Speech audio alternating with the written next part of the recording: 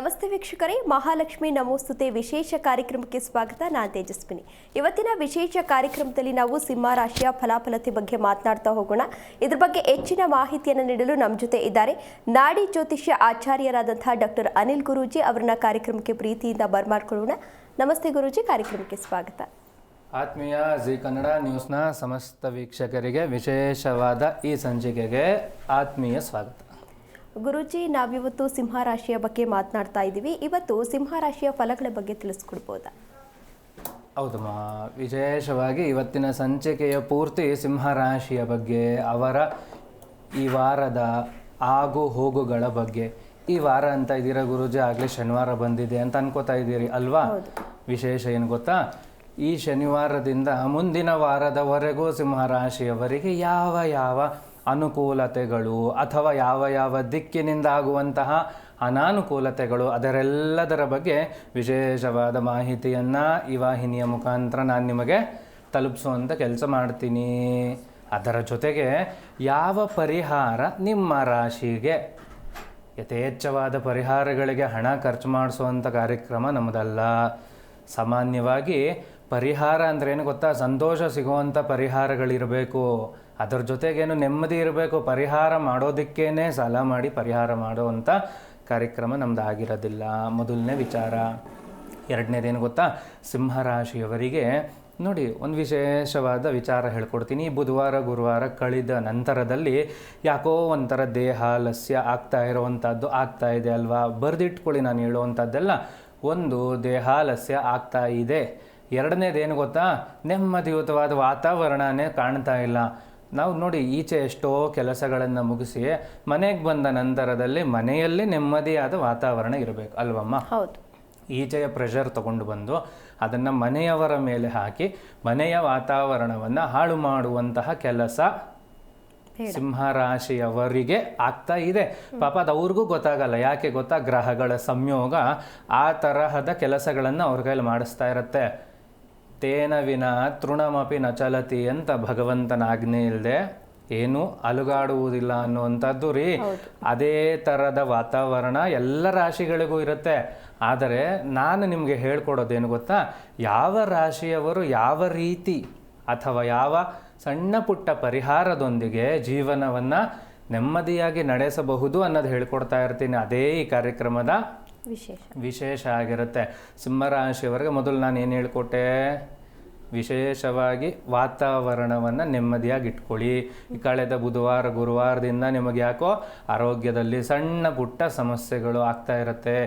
ನೋಡಿ, ಆರೋಗ್ಯದ ವಿಚಾರ ಮೊದಲು ಮಾತನಾಡೋಣ. ಸಿಂಹರಾಶಿಯವರಿಗೆ ಯಾಕೋ ಹೊಟ್ಟೆ ನೋವ್ತಾ ಇರ್ಬೋದು, ಅಥವಾ ಹೊಟ್ಟೆ ಒಳಗಡೆ ಯಾಕೋ ಡೈಜೆಸ್ಟಿವ್ ಪ್ರಾಬ್ಲಮ್ಮು ಆಗ್ತಾ ಇದೆ ಅನ್ನೋಂಥದ್ದೆಲ್ಲ ನಡೀತಾ ಇರುತ್ತೆ ಗ್ರಹಗಳ ಸಂಯೋಗದಿಂದ.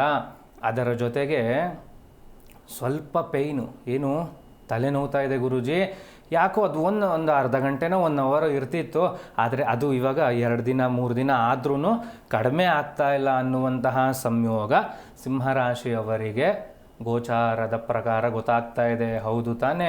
ಅದಕ್ಕೆ ಬೇಕಾಗಿರುವಂಥ ಪರಿಹಾರಗಳನ್ನು ಹೇಳ್ಕೊಡ್ತೀನಿ. ನೋಡಿ, ಇವತ್ತು ನಾನು 2 ಪರಿಹಾರ ನಿಮಗೆ ಸಿಂಹರಾಶಿಯವರಿಗೆ ಹೇಳ್ಕೊಡ್ತೀನಿ. ನಂತರದಲ್ಲಿ ಯಾವುದೇ ಒಂದು ವ್ಯಾವಹಾರಿಕವಾಗಿ ಸಿಂಹರಾಶಿಯವರೇನಾದರೂ ಮುಂದುವರಿತಾ ಇದ್ದೀರಾ ಅಂದರೆ ದಯವಿಟ್ಟು ಪಂಚಮಿ ಸೃಷ್ಟಿವರೆಗೂ ಬಿಟ್ಟುಬಿಡಿ. ಇವತ್ತು ನೋಡಿ ಆಗಲೇ 2ನೇ ದಿನ ಆಯಿತು, ಆಯಿತಾ? ಏನಂಗಂದರೆ ನಮ್ಮ ಲೆಕ್ಕದಲ್ಲಿ ಪಾಡ್ಯ, ಬಿದಿಗೆ, ತದಿಗೆ ಅಂತೆಲ್ಲ ಇರುತ್ತಲ್ಲ ಜ್ಯೋತಿಷ್ಯ ಶಾಸ್ತ್ರದಲ್ಲಿ, ಪಂಚಾಂಗದಲ್ಲಿ 2-3 ದಿನ ಆಯಿತು. ನಂತರದಲ್ಲಿ ಸೃಷ್ಟಿಯವರೆಗೂ ನೀವು ಸುಮ್ಮನೆ ಇರೋವಂಥ ಕೆಲಸಗಳನ್ನು ಮಾಡಿ. ಸೃಷ್ಟಿಯ ನಂತರದಲ್ಲಿ ಮಾಡುವಂತಹ ಕೆಲಸ, ನೀವು ಕೈಗೊಳ್ಳುವಂತಹ ಕೆಲಸ ತುಂಬ ಚೆನ್ನಾಗಿ ಆಗಬರುತ್ತೆ ಅನ್ನುವಂಥದ್ದು ಗೋಚಾರದ ಪ್ರಕಾರ, ಚಂದ್ರನ ಬಲಾಬಲದ ಪ್ರಕಾರ ನಿಮ್ಮ ರಾಶಿಗೆ ಗೊತ್ತಾಗ್ತಾ ಇದೆ. ಹಾಗಾಗಿ ಏನು ಮಾಡಬೇಕು, ಸೋಮವಾರ ಮಂಗಳವಾರದವರೆಗೂ ಯಾವುದೇ ಹೊಸ ಡಾಕ್ಯುಮೆಂಟ್ಸ್ ಸೈನ್ ಮಾಡೋದಾಗಿರಲಿ, ಚೆಕ್ ಮುಂಚೆನೇ ಕೊಟ್ಬಿಡೋದಪ್ಪ. ಅದು ಯಾಕೆ ಅಭ್ಯಾಸ ಮಾಡ್ಕೋತೀರಿ? ಚೆಕ್ ಮುಂಚೆನೇ ಕೊಟ್ಟು ಸಿಕ್ಕಾಕೊಂಡು ಅದರಿಂದ ಮಾನಸಿಕ ಹಿಂಸೆಗಳನ್ನು ಅನುಭವಿಸುವಂಥ ಕೆಲಸಗಳು ಮಾಡ್ಕೋಬೇಡಿ. ಏನೋ ಸಣ್ಣ ಪರಿಸ್ಥಿತಿಯನ್ನು ತಪ್ಪಿಸ್ಕೊಳ್ಳೋಕೆ ಹೋಗಿ ದೊಡ್ಡ ಪರಿಸ್ಥಿತಿಗೆ ಸಿಕ್ಕಿ ಹಾಕಿಕೊಳ್ಳುವಂತಹ ಸಂದರ್ಭ ಸಿಂಹರಾಶಿಗೆ ಬರುತ್ತದೆ. ಹಾಗಾಗಿ ನಾನು ಮುಂಚೆನೇ ಎಚ್ಚರಿಕೆ ಕೊಡ್ತಾ ಇದ್ದೀನಿ. ಇದು ಎದುರಿಸುವಂಥದ್ದಲ್ಲ, ಎಚ್ಚರಿಕೆ. ಈ ವಿಚಾರಗಳು ನಿಮಗೆ ತಿಳಿದಿದ್ದರೆ ಒಂದು ವಾರ ಪ್ಲ್ಯಾನ್ ಮಾಡ್ಕೋಬೋದಲ್ವಾ, ಹೆಂಗಿರುತ್ತೆ, ಹೆಂಗೆ ಕಳೀಬೋದು. ಅದರ ಜೊತೆಗೆ ಆರೋಗ್ಯದ ವಿಚಾರ ಆಯಿತು, ವಾತಾವರಣದ ವಿಚಾರ ಆಯಿತು, ನಾನು ವ್ಯಾವಹಾರಿಕ ವಿಚಾರವನ್ನು ಹೇಳಿಕೊಟ್ಟೆ. ಇನ್ನೊಂದು ವಿಚಾರ ಏನು ಗೊತ್ತಾ, ಗಾಡಿಗಳ ಬಗ್ಗೆ. ಗಾಡಿ ಓಡಿಸುವಾಗ ಸ್ವಲ್ಪ ಸಮಾಧಾನಕರವಾಗಿ ಮನಸ್ಥಿತಿಯನ್ನು ಇಟ್ಕೊಂಡು ಸಿಂಹರಾಶಿಯವರು ಓಡಾಡಬೇಕು. ಕಾರಣ ಏನು ಗೊತ್ತಾ, ನಾನು ಇದೇ ವಾಹಿನಿಯ ಮುಖಾಂತರ ಹೇಳಿದ್ದೆ ನೋಡಿ, ಏರ್ ಫೋರ್ಸ್ ವಿಷಯ ಬರುತ್ತೆ ಅಥವಾ ಫ್ಲೈಟ್ದೇನೋ ವಿಷಯಗಳು ನಮ್ಮ ದೇಶದಲ್ಲಿ, ನಮ್ಮ ರಾಜ್ಯದಲ್ಲಿ ಬರುವಂಥದ್ದೆಲ್ಲ ಮಾತನಾಡಿದ್ವಿ.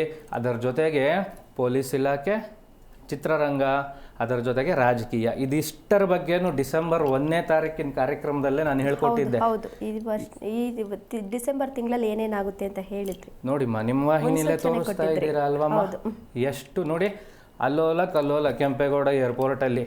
ಯಾಕೆ? ಗ್ರಹಗಳು ಇದೆಲ್ಲವನ್ನು ಸೂಚಿಸುತ್ತೆ, ಅದರ ಪರಿಣಾಮ ನಾವು ಅನುಭವಿಸಲೇಬೇಕು, ಏನೂ ಮಾಡೋದಕ್ಕೆ ಸಾಧ್ಯ ಆಗೋದಿಲ್ಲ. ಅದು ಅದೇ ಸಮಯಕ್ಕೇ ಬರುವಂಥದ್ದು. ಗ್ರಹಗಳು ಯಾವ ಸಮಯದಲ್ಲಿ ಪಥ ಬದಲಾವಣೆ ಮಾಡುತ್ತೋ, ಜೀವನ ಶೈಲಿ, ಜೀವನದಲ್ಲಿ ಆಗು ಹೋಗುವ ಘಟನೆಗಳು ಕೂಡ ಬದಲಾವಣೆ ಆಗ್ತಾ ಇರುತ್ತೆ. ಮುಂದಿನ ಕೆಲವೇ ಸಮಯಗಳಲ್ಲಿ ಇನ್ನೂ ಯಾವ ರೀತಿಯಾದಂತಹ ವಿಚಾರಗಳು ಸಿಂಹರಾಶಿಯವರಿಗೆ ಬರುತ್ತೆ, ಅದಕ್ಕೆ ಸೂಕ್ತ ಪರಿಹಾರ ಏನು ಅನ್ನೋವಂಥದ್ದನ್ನು ಮಾತನಾಡ್ತಾ ಹೋಗೋಣ. ಓಕೆ ಗುರೂಜಿ, ಸಿಂಹರಾಶಿಯ ಯುವಕರು ತಿಳಿದುಕೊಳ್ಳಬೇಕಾಗಿರುವಂತಹ ಅಂಶಗಳು ಯಾವ್ಯಾವುದು? ಹೌದಮ್ಮ, ಒಳ್ಳೆ ಪ್ರಶ್ನೆ ಕೇಳಿದೆ. ಜ್ಯೋತಿಷ್ಯ ಶಾಸ್ತ್ರದಲ್ಲಿ 3 ವಿಭಾಗಗಳನ್ನಾಗಿ ಫಲಗಳನ್ನು ನೋಡುವಂತಹ ವ್ಯವಸ್ಥೆ ಮತ್ತು ನಾಡಿ ಜ್ಯೋತಿಷ್ಯದಲ್ಲಿ ವಿಶೇಷವಾಗಿ ಅದರ ಕ್ರಮಗಳನ್ನು ಹೇಳಿದ್ದಾರೆ. ಯಾಕೆ ಗೊತ್ತಾ, ಬಾಲ್ಯ, ಮಧ್ಯವಯಸ್ಕ, ವೃದ್ಧಾಪ್ಯ ಅನ್ನುವಂಥ 3 ವಿಭಾಗಗಳಿದೆ. ಸಿಂಹರಾಶಿಯ ಬಾಲಕರಿಗೆ ಎಷ್ಟು 25 ವರ್ಷದ ಒಳಗಡೆಯವರಿಗೆ ಯಾವ ರೀತಿಯಾದಂತಹ ಪ್ರತಿಫಲಗಳು ಈ ವಾರ ಸಿಗುತ್ತೆ ಅನ್ನುವಂಥದ್ದನ್ನು ನೋಡ್ತಾ ಹೋಗೋಣ. ನೋಡಿ, ಸಾಧ್ಯ ಆದಷ್ಟು ಬಗ್ಗೆ ಮಾತನಾಡ್ತಾ ಹೋಗೋಣ. ಒಬ್ರು ಕಾಲರ್ ರೆಡಿ ಇದ್ದಾರೆ, ಮಾತನಾಡೋಣ. ಹಲೋ, ನಮಸ್ತೆ. ಮೇಡಮ್, ಹಲೋ, ನನ್ನ ಧ್ವನಿ ಕೇಳಿಸ್ತಾ ಇದೆಯಾ? ಕೇಳಿಸ್ತಿದೆ ಮೇಡಮ್. ಸರ್, ಎಲ್ಲಿಂದ ಕರೆ ಮಾಡಿದ್ದೀರಾ? ಸರ್, ನಾವು ಬೆಂಗಳೂರಿಂದ ಕರೆ ಮಾಡಿದ್ದೀನಿ. ಯಾರ ಬಗ್ಗೆ ಕೇಳಬೇಕಿತ್ತು ಸರ್? ನನ್ನ ಬಗ್ಗೆ ಕೇಳಬೇಕಾಯ್ತು ಮೇಡಮ್. ಓಕೆ, ನಿಮ್ಮ ಡೇಟ್ ಆಫ್ ಬರ್ತ್ ಹೇಳ್ತೀರಾ? ಸರ್, 1993 ಹಾಂ, ಸೆಪ್ಟೆಂಬರ್ 17 ಮೇಡಮ್. ಓಕೆ, ಗುರೂಜಿ ಇದ್ದಾರೆ, ಮಾತನಾಡಿ ಸರ್. ಬೆಂಗಳೂರಿಂದ ಉಮೇಶ್ ಅಂತ. ನಮಸ್ಕಾರ. ಹಾಂ ಗುರುಜಿ, ನನ್ನ ಹೆಸರು ಉಮೇಶ್ ಅಂತ. ಸಿಂಹ ರಾಶಿ. ನನಗೆ ಏನೇ ಮಾಡಕ್ ಹೋದ್ರು ಏಟ್ ಮೇಲೆ ಏಟ್ ಬೀಳ್ತಾ ಇತ್ತು ಗುರುಜಿ. ನಮಗೆ 1993 ಏನು ಕೆಲಸ ಮಾಡೋದಪ್ಪ?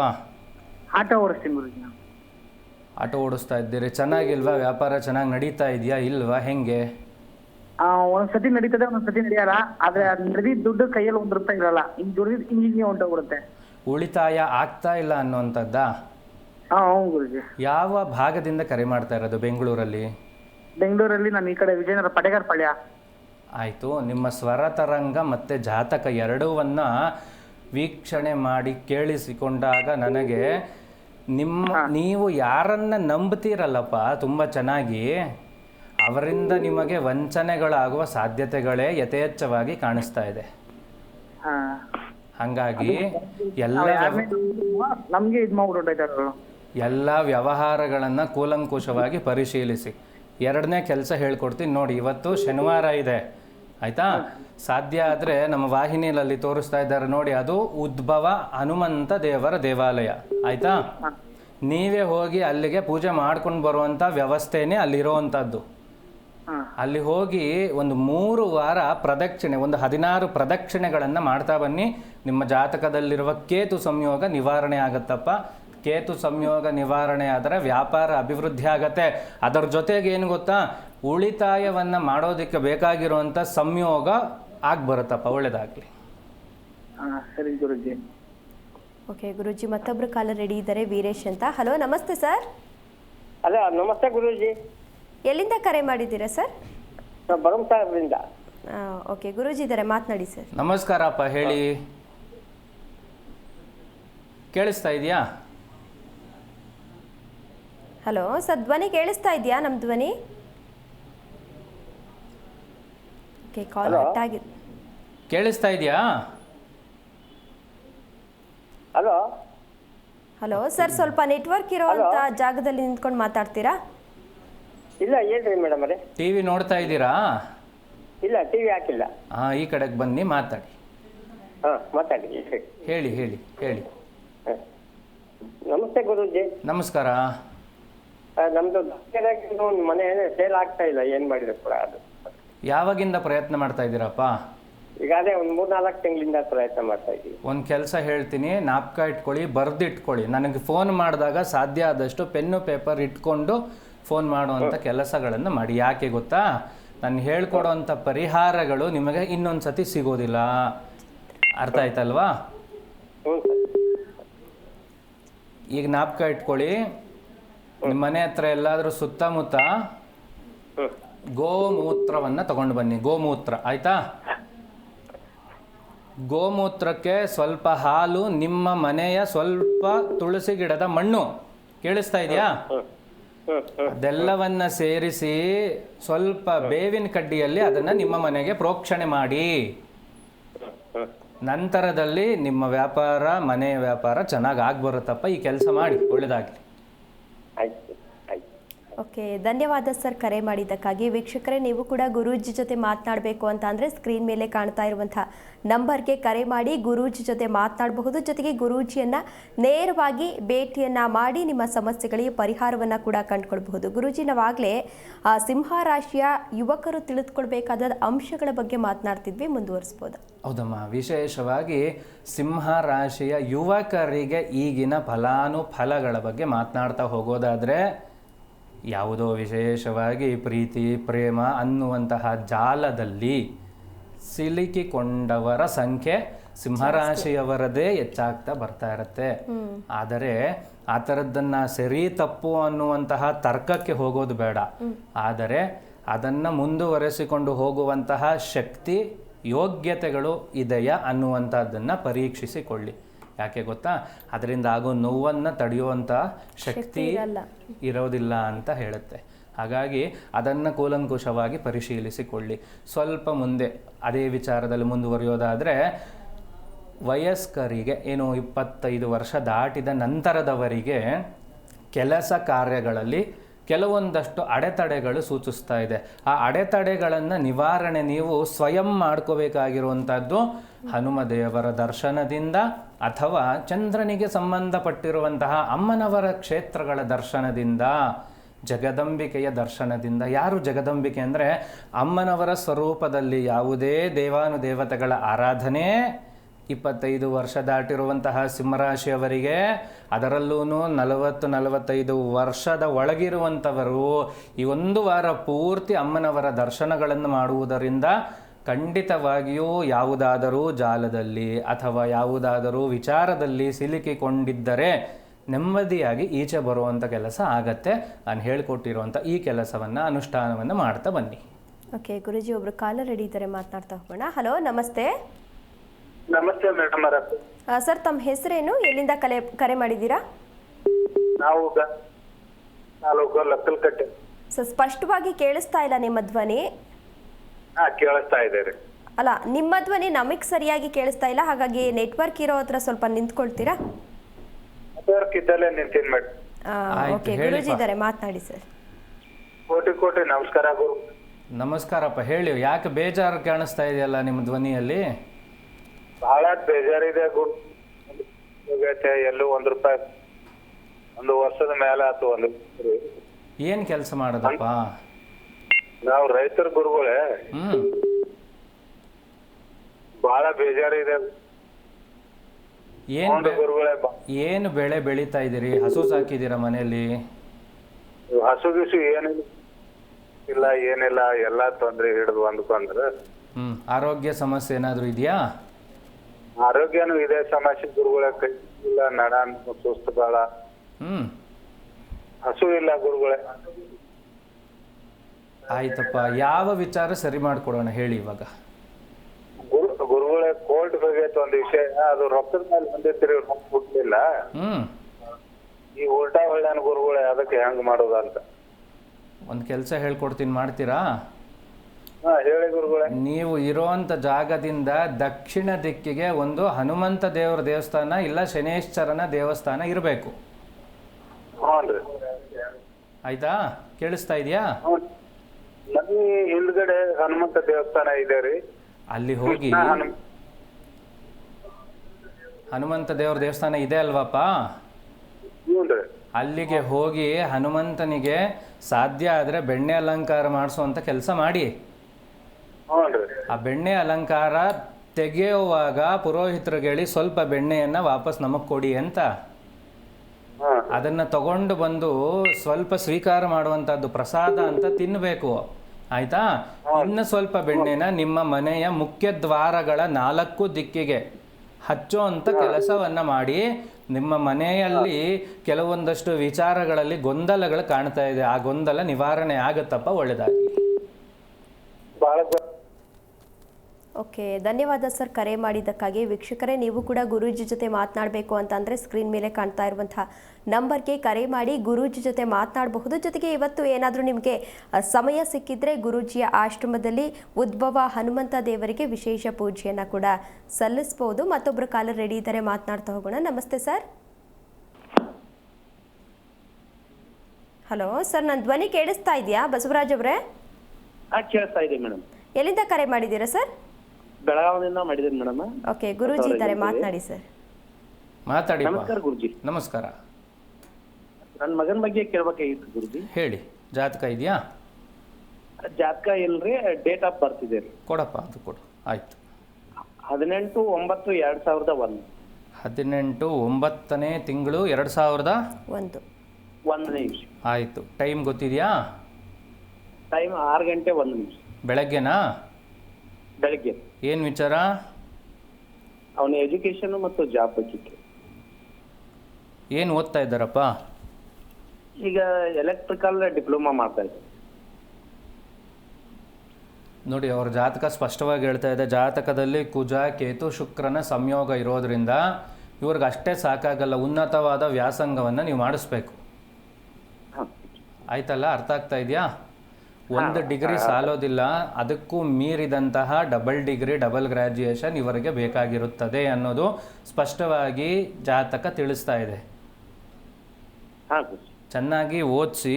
ಜೊತೆಗೆ ಗುರು ರಾಹುವಿನ ಸಂಯೋಗ ಇರೋದ್ರಿಂದ ಅವ್ರಿಗೆ ಸಿಕ್ಕಿದ್ದಷ್ಟೇ ಸಮಾಧಾನ ಆಗೋಗ್ತಾರೆ. ಅದು ಬೇಡ, ಇನ್ನೂ ಸ್ವಲ್ಪ ಬೇಕು ಅನ್ನುವಂತಹ ಅಭ್ಯಾಸವನ್ನು ಈ ಹುಡುಗನಿಗೆ ಮಾಡಿಸ್ಬೇಕು. ಆವಾಗ ಇವ್ರ ಜೀವನ ಚೆನ್ನಾಗಿರುತ್ತೆಪ್ಪ. ಆಯ್ತಾ?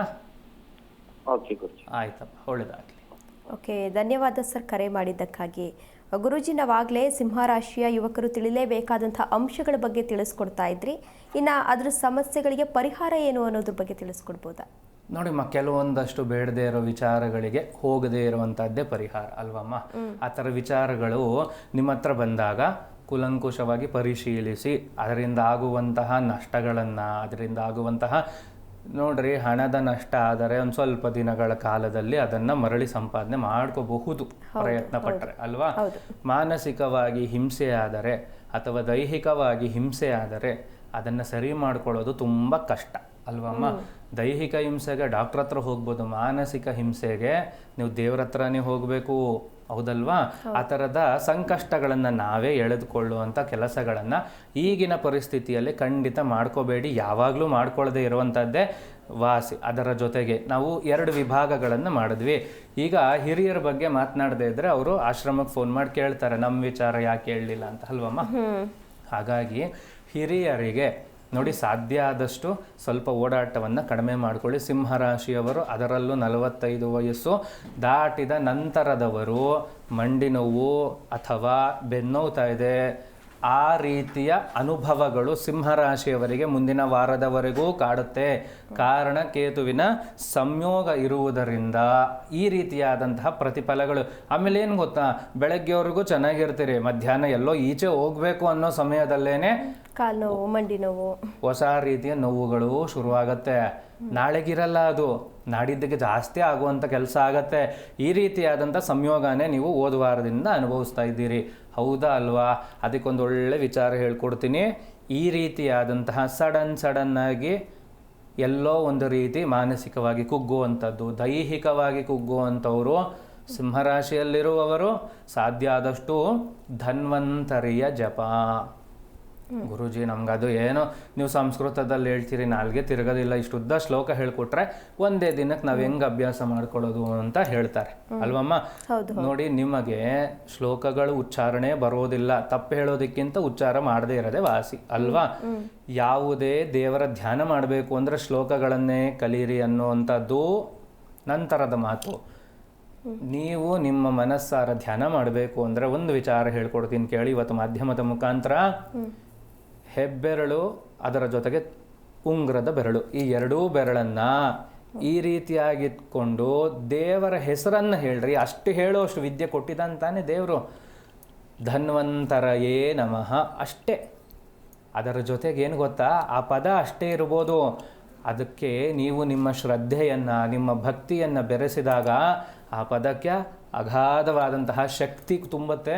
ಭಗವಂತ ನಿಮ್ಮನ್ನು ಕಾಪಾಡ್ತಾನೆ. ಬೆಳಗ್ಗೆ 108 ಸತಿ, ಸಂಜೆ 108 ಸತಿ ಓಂ ನಮೋ ಧನ್ವಂತರಯೇ ನಮಃ ಅನ್ನುವಂತಹ ಬೀಜಾಕ್ಷರ ಮಂತ್ರಗಳು, ನಾಮ ಜಪಗಳನ್ನು ಖಂಡಿತವಾಗಿಯೂ ಸಿಂಹರಾಶಿಯವರು ಮಾಡಿದ ನಂತರದಲ್ಲಿ ನಿಮ್ಮ ಆರೋಗ್ಯ ಯಥೇಚ್ಛವಾದಂತಹ ಏಳಿಗೆಯನ್ನು ಕಾಣುತ್ತೆ. ಆ ನಂತರದಲ್ಲಿ ನಮಗೆ ತಿಳಿಸಿ. ಓಕೆ ಗುರುಜಿ, ಒಬ್ರು ಕಾಲರ್ ರೆಡಿ ಇದ್ದಾರೆ, ಮಾತನಾಡೋಣ. ಹಲೋ, ನಮಸ್ತೆ ಸರ್. ಹಲೋ, ನಮಸ್ತೆ ಸರ್. ಎಲ್ಲಿಂದ ಕರೆ ಮಾಡಿದ್ದೀರಾ? ನಾವು ಯಡಿಯೂರಿನಿಂದ, ದೇವನಹಳ್ಳಿ ಹತ್ರ. ಓಕೆ, ಯಾರ ಬಗ್ಗೆ ಕೇಳಬೇಕಿತ್ತು ಸರ್? ನಮ್ ಬಗ್ಗೆನೆ ಸ್ವಲ್ಪ, ನಮ್ದು ರೇಷ್ಮೆ ಬೆಳೆ, ಒಂದ್ ಬೆಳೆ ಆತದ, ಒಂದ್ ಬೆಳೆ ಓದ್ತದ, ಇದೇ ತರ ಕೆಲವು. ಓಕೆ, ಗುರೂಜಿ ಜೊತೆ ಮಾತನಾಡಿ ಸರ್. ಹೇಳಿಪ್ಪ. ಏನಿಲ್ಲ ಸ್ವಾಮಿ, ನಮ್ದು ಸ್ವಲ್ಪ ಮನೆ ಒಳಗೆ 2 ಮಕ್ಳಿಗೂ ಮದುವೆ ಮಾಡಿದೀನಿ. ಆಯ್ತು. ಅವರು ಒಬ್ರು ಹಿಂಗೆ ನಮ್ಮ ಊರೊಳಗೆ ಸಂಬಂಧ ಆದಾಗ ನಮ್ ಮನೆ ಕಡೆ ಅವರು ಹೆಚ್ಚಾಗಿ ಇದ್ ಮಾಡೋದೆಲ್ಲ ವ್ಯವಹಾರ ಅಲ್ಲಿ ನೋಡ್ಕೊಂತಾರ. ಚೆನ್ನಾಗಿ ಅವನೇ ಮನ್ಯಾಗ ಬರ್ತಾನ, ವ್ಯವಹಾರ ಎಲ್ಲ ಅಲ್ಲಿ ನೋಡ್ತಾನ, ನಮ್ಮ ಮನೆ ಕಡೆ ನೋಡ್ತಾ ಇರಲ್ಲ. ಅದೊಂದು ಸಮಸ್ಯೆ. ರೇಷ್ಮೆ ಬೆಳೆ ನಮ್ಮ ಬೆಳೆ, ಒಂದ್ ಬೆಳೆ ಆಗ್ತದ, ಒಂದ್ ಬೆಳೆ ಓದಿಲ್ಲ. ಎಷ್ಟು ವರ್ಷದಿಂದ ಬೆಳೀತಾ ಇರೋದಪ್ಪ ರೇಷ್ಮೆನಾ? ನಾವು ಹಿಂದಿನಿಂದ ಬೆಳಿತಾ ಇದ್ರಿ. ನಮ್ ತಂದೆಯವ್ರ ಕಾಲದಾನಿಕೂ ರೇಷ್ಮೆ ಬೆಳೆನೇ ನಮ್ದು. ಈ ಸಮಸ್ಯೆ ಇದು ಹೊಸದೇನಲ್ಲ ತಾನೇ ನಿಮ್ಗೆ? ಈ ಹೊಸದೇನಲ್ಲ, ಈಗ ಸ್ವಲ್ಪ ಹಿಂಗೆ ಒಂದ್ ಬೆಳೆ ಹಂಗೆ ಆದ್ರೆ ಒಂದ್ ಬೆಳೆ ಹಿಂಗೆ. ಒಂದ್ ಕೆಲಸ ಮಾಡಿ ಎಲ್ಲ ಬೆಳೆಗಳು ಬೆಳೆಯೋದಕ್ಕಿಂತ ಮುಂಚೆ ವರ್ಷದಲ್ಲಿ 2 ಸತಿ ಅಲ್ವಪ್ಪ ರೇಷ್ಮೆ ಬರುವಂತದ್ದು? ಇಲ್ಲ ಸ್ವಾಮಿ, ತಿಂಗಳಿಗೊಂದು ಬೆಳೆ ಮಾಡ್ತೀರಿ, 12 ಬೆಳೆ ಮಾಡ್ತೀರಿ. ಮತ್ತೆ ಯಾಕೆ ವರ್ಷದಲ್ಲಿ 2 ಬೆಳೆ ಬೆಳೆದವ್ರು ಚೆನ್ನಾಗಿದ್ದಾರೆ, 12 ಬೆಳೆ ಬರುತ್ತೆ ಅಂತೀರಿ, ಆದ್ರೂ ಚೆನ್ನಾಗಿಲ್ಲ ಅಂತೀರಲ್ಲ, ಯಾಕೆ? ಅಲ್ಲ, ಚೆನ್ನಾಗಿದ್ದೀರಿ. ಒಂದ್ ಬೆಳೆ ಹೋಯ್ತಂದ್ರೆ ಈಗಿನ ಇರೋ ರೇಟ್ಗೆ 750-800 ರೂಪಾಯಿ ಕೆಜಿ ಗೂಡು. ಎಷ್ಟ್ ಲಾಸ್ ಆಗ್ತದ, ನಮ್ಗೆ ಎಷ್ಟು ತೊಂದ್ರೆ ಆಗ್ತದ. ನಾವ್ ಅದನ್ನ ನಂಬಿ ಕಮಿಟ್ಮೆಂಟ್ ಬೇರೆ ಮಾಡಿರ್ತೀರಿ. ಒಂದ್ ಕೆಲಸ ಹೇಳ್ಕೊಡ್ತೀನಿ ಮಾಡಿ. ತಿಂಗಳಿಗೊಂದು ಬೆಳೆ ಬೆಳಿತೀರಾ? ಬೆಳೆಯೋದಕ್ಕಿಂತ ಮುಂಚೆ ನಿಮ್ಮ ಕೈಂಕರ್ಯವನ್ನ ಪ್ರಾರಂಭ ಮಾಡೋದಕ್ಕಿಂತ ಮುಂಚೆ ಒಂದು ಸತಿ ನಿಮ್ಮ ಮನೆ ದೇವ್ರ ದೂರನ ಹತ್ರನಪ್ಪ ಹೋಗಿ ಬರಕ್ಕೆ? ಹತ್ರ ಗಂಗಮ್ಮ, ಮೇಲೂರು ಗಂಗಮ್ಮ ದೇವಸ್ಥಾನ. ಅಲ್ಲಿ ಹೋಗಿ ದೇವಸ್ಥಾನದಲ್ಲಿ ಒಂದು ಹಣ್ಣು ಕಾಯಿ ಮಾಡಿಸಿ ಅದರ ತೀರ್ಥ ತಗೊಂಡು ಬಂದು ಪ್ರೋಕ್ಷಣೆ ಮಾಡಿ ನಿಮ್ಮ ಕೆಲಸ ಶುರು ಮಾಡಿ. ಹೌದಾ? ಈ ಕೆಲಸವನ್ನು ಮಾಡಿ ಶುರು ಆಗತ್ತೆ, ಚೆನ್ನಾಗಿ ಆಗಿ ಬರುತ್ತೆ. ಆಯ್ತಾ? ಆಯ್ತು ಸ್ವಾಮಿ. ಈ ಕೆಲಸವನ್ನು ನಮ್ಮ ಮಗ ನಮ್ಮ ಮನೆಯಾಗ ನಮ್ ಜವಾಬ್ದಾರಿಯಾಗಿಲ್ಲ, ಅದೊಂದೇ ನಮ್ಮ ಕೈಯಾಗ ಬೇಜಾರ. ನೋಡಿ, ನಿಮ್ಮ ಸ್ವರತರಂಗದಲ್ಲಿ ಇನ್ನೂ ಸ್ವಲ್ಪ ಸಮಯಗಳ ಕಾಲ ನೀವೇ ಶ್ರಮ ಪಡಬೇಕು ಅನ್ನುವಂಥದ್ದು ಕಾಣಿಸ್ತಾ ಇದೆಯಪ್ಪ. ಅದಕ್ಕೆ ಯಾವ ಪರಿಹಾರ ಮಾಡ್ಕೋಬೇಡಿ, ದೇವರನ್ನ ಪ್ರಾರ್ಥನೆ ಮಾಡಿ, ಒಳ್ಳೇದಾಗ್ಲಿ. ಹೌದಾ? ನಮ್ಮ ಮನೆ ದೇವ್ರನೇನಾ? ಹೌದಪ್ಪ, ನಿಮ್ಮ ಮನೆ ದೇವರನ್ನೇ ಪ್ರಾರ್ಥನೆ ಮಾಡಿ, ಒಳ್ಳೇದಾಗತ್ತೆ. ಆಯ್ತು ಗುರೂಜಿ, ಧನ್ಯವಾದಗಳು. ಒಳ್ಳೇದಾಗ್ಲಪ್ಪ. ಓಕೆ, ಧನ್ಯವಾದ ಸರ್ ಕರೆ ಮಾಡಿದ್ದಕ್ಕಾಗಿ. ಗುರೂಜಿ, ಈಗ ಯಾವ ದೇವರನ್ನ ಪೂಜಿಸಿದ್ರೆ ಸೂಕ್ತ? ಸಿಂಹರಾಶಿಯವರು ಯಾವ ದೇವರನ್ನು ಪೂಜೆ ಮಾಡಿದರೆ ಸೂಕ್ತ ಅಂತ ನೋಡಿ. ಮೊದಲನೇದಾಗಿ ಹನುಮಂತ ದೇವರನ್ನು ನಾನು ನಮ್ಮ ವಾಹಿನಿಯ ಮುಖಾಂತರ ತೋರಿಸ್ಕೊಡ್ತಾ ಇರೋವಂಥದ್ದು ಒಂದು. ಎರಡನೆಯ ವಿಚಾರವಾಗಿ ಒಂದೊಳ್ಳೆಯ ಕೆಲಸವನ್ನು ಹೇಳಿಕೊಡ್ತೀನಿ. ನಾನು ಹಿಂದಿನ ಸಂಚಿಕೆಗಳಲ್ಲಿ ನಿಮಗೆ ಹೇಳ್ತಾ ಇದ್ದೆ, ಅರ್ಘ್ಯಪ್ರಧಾನ ಆರೋಗ್ಯಕ್ಕೆ ಎಷ್ಟು ರೀತಿಯಾದಂತಹ ಒಳ್ಳೆಯ ತೇಜಸ್ಸನ್ನು, ವರ್ಚಸ್ಸನ್ನು ತಂದುಕೊಡುತ್ತೆ ಅಂತ. ಅದರ ಜೊತೆಗೆ ನಿಮ್ಮ ಮನೆ ದೇವರ ಜಪಗಳನ್ನು ನಿಮಗೆ ಬರುವಂಥ ರೀತಿಯಲ್ಲಿ ಮಾಡುವುದರಿಂದ, ಅದರ ಜೊತೆಗೆ ಗೋಧಿಯನ್ನು ಯಥೇಚ್ಛವಾಗಿ ದಾನಗಳನ್ನು ಮಾಡುವುದರಿಂದ, ಆಯಿತಾ, ನಿಮ್ಮ ಕೈಲಾದಷ್ಟು ಮಟ್ಟಕ್ಕೆ ದಾನ ಮಾಡುವುದರಿಂದ. ಯಾರಿಗರಿ ದಾನ ಮಾಡಬೇಕು ಅಂದರೆ ಅದರ ಅವಶ್ಯಕತೆ ಯಾರಿಗಿರುತ್ತೆ ಅಂಥವರಿಗೆ ಮಾತ್ರ ದಾನ ಮಾಡಿ. ಬಡವಂಗೆ ದಾನ ಮಾಡಬೇಕು, ಶ್ರೀಮಂತಂಗೆ ಮಾಡಬಾರ್ದು. ಇಲ್ಲ ರೀ, ಯಾರಿಗೆ ಅವಶ್ಯಕತೆ ಇದೆ, ನಿಮ್ಮ ಕಣ್ಣಿಗೆ ಕಾಣಿಸಿದವರಿಗೆ ಯಾರಿಗೆ ಅವಶ್ಯಕತೆ ಇದೆ ಅದನ್ನು ಯಾರು ಸದ್ಬಳಕೆ ಮಾಡಿಕೊಳ್ತಾರೆ. ಇವಾಗ ಅಂಗಡಿಯಲ್ಲೇ ತೊಗೊಂಡು ಅಂಗಡಿಯವ್ರಿಗೆ ದಾನ ಮಾಡಿದ್ರೆ ಏನು ಮಾಡ್ತಾರಮ್ಮ ಅವರು? ಇನ್ನೊಂದು ಸತಿ ಆ ಲೇಬಲ್ ತೆಗೆದು ಹೊಸ ಲೇಬಲ್ ಹಾಕಿ ಮಾರ್ತಾರೆ ಅಲ್ವಾ? ಅವಶ್ಯಕತೆ ಇದೆಯಾ ಅವ್ರಿಗದು? ಇಲ್ಲ. ಹಾಗಾಗಿ ಯಾರಿಗೆ ಅವಶ್ಯಕತೆ ಇದೆ ಅವರಿಗೆ ದಾನಾದಿಗಳನ್ನು ಮಾಡುವುದರಿಂದ ಸಿಂಹರಾಶಿಯವರು 1 ವಾರಗಳ ಕಾಲ ನೆಮ್ಮದಿಯುತವಾಗಿ ಜೀವನವನ್ನು ಮುಂದುವರಿಸಬಹುದು. ಜೀವನದಲ್ಲಿ 1 ವಾರ ಚೆನ್ನಾಗಿದ್ವಿ ಅಂದರೆ ಸಂತೋಷದ ಕೆಲಸನೇ ತಾನೇ ಅದು. ಹೌದು. ಈ ರೀತಿಯ ಕೆಲಸಗಳನ್ನು ಮಾಡಿ ನಮ್ಮ ವಾಹಿನಿಯನ್ನು ನೋಡ್ತಾ ಇರಿ. ಸಾಧ್ಯ ಆದಷ್ಟು ಒಳ್ಳೆಯ ವಿಚಾರಗಳು, ಅದರ ಜೊತೆಗೆ ಯಥೇಚ್ಛವಾಗಿ ಸರಳ ತಂತ್ರಗಳನ್ನು ಹೇಳಿಕೊಡುವಂತಹ ಕೆಲಸನೇ ಪ್ರತಿದಿನ ನಮ್ಮ ವಾಹಿನಿಯಲ್ಲೂ ಆಗೋದು. ನನ್ನ ಭೇಟಿ ಮಾಡೋದಕ್ಕೆ ಬಂದಂಥವರಿಗೂ ಆಶ್ರಮದಲ್ಲೂ ಕೂಡ ಇದೇ ರೀತಿಯಾದಂತಹ ಸರಳ ಪರಿಹಾರಗಳಿಂದನೇ ಅವರ ಜೀವನವನ್ನು ಸರಿ ಮಾಡುವಂತಹ ಕೆಲಸ ದಿನಂಪ್ರತಿ ನಡೀತಾ ಇದೆ. ಓಕೆ, ಧನ್ಯವಾದ ಗುರೂಜಿ ಕಾರ್ಯಕ್ರಮದಲ್ಲಿ ಪಾಲ್ಗೊಂಡು ಸಿಂಹರಾಶಿಯ ಫಲಗಳ ಬಗ್ಗೆ ತಿಳಿಸ್ಕೊಟ್ಟಿದ್ದಕ್ಕಾಗಿ. ಎಲ್ಲರಿಗೂ ಒಳ್ಳೆಯದಾಗ್ಲಿಮ್ಮ. ಒಂದು ಸಂತೋಷದ ವಿಚಾರ ನಾನು ವಾಹಿನಿ ಮುಖಾಂತರ ಹೇಳಿದ್ದೆ, ಹರಿದ್ರ ಗಣಪತಿಯ ಪ್ರಸಾದಗಳನ್ನು ನಮ್ಮ ಆಶ್ರಮದಲ್ಲಿ ಕೊಡ್ತಾ ಇದ್ದೀವಿ ಅಂತ. ಎಷ್ಟೋ ಜನ ಬಂದು ಅದನ್ನು ಸ್ವೀಕಾರ ಮಾಡಿ ಭೋಜನದ ವ್ಯವಸ್ಥೆಯಲ್ಲೂ ಪಾಲ್ಗೊಂಡಿದ್ದೀರಿ. ಅವರೆಲ್ಲರಿಗೂ ದೇವರ ಆಶೀರ್ವಾದ ಸಿಗಲಿ. ಇನ್ನೂ ಪ್ರಸಾದ ಏನಾದರೂ ಬೇಕು ಅಂತಿದ್ರೆ ಖಂಡಿತವಾಗ್ಲೂ ನಮ್ಮ ಆಶ್ರಮಕ್ಕೆ ಬನ್ನಿ, ಪ್ರಸಾದವನ್ನು ನಿಮಗೆ ತಲುಪಿಸುವಂತಹ ವ್ಯವಸ್ಥೆ ಮಾಡಿರ್ತೀನಿ. ಒಳ್ಳೆಯದಾಗಲಿ. ಇದಾಗಿತ್ತು ಇವತ್ತಿನ ವಿಶೇಷ ಕಾರ್ಯಕ್ರಮ. ಇನ್ನು ಹೆಚ್ಚಿನ ವಿಶೇಷ ಕಾರ್ಯಕ್ರಮಗಳಿಗಾಗಿ ನೋಡ್ತಾ ಇರಿ ಜಿ ಕನ್ನಡ ನ್ಯೂಸ್, ಸತ್ಯವೇ ಸುದ್ದಿಯ ಜೀವಾಳ. ಹೆಚ್ಚಿನ ಮಾಹಿತಿಗಾಗಿ ಸಂಪರ್ಕಿಸಿ ಡಾಕ್ಟರ್ ಅನಿಲ್ ಗುರೂಜಿ, ಆನಂದ ಸೇವಾ ಸದನ ಟ್ರಸ್ಟ್, ವೃದ್ಧಾಶ್ರಮ ಮತ್ತು ಪುನರ್ವಸತಿ ಕೇಂದ್ರ, ಜವರೇಗೌಡ ನಗರ, ರಾಜರಾಜೇಶ್ವರಿ ನಗರ, ಬೆಂಗಳೂರು 560098. ದೂರವಾಣಿ ಸಂಖ್ಯೆ 9663590911.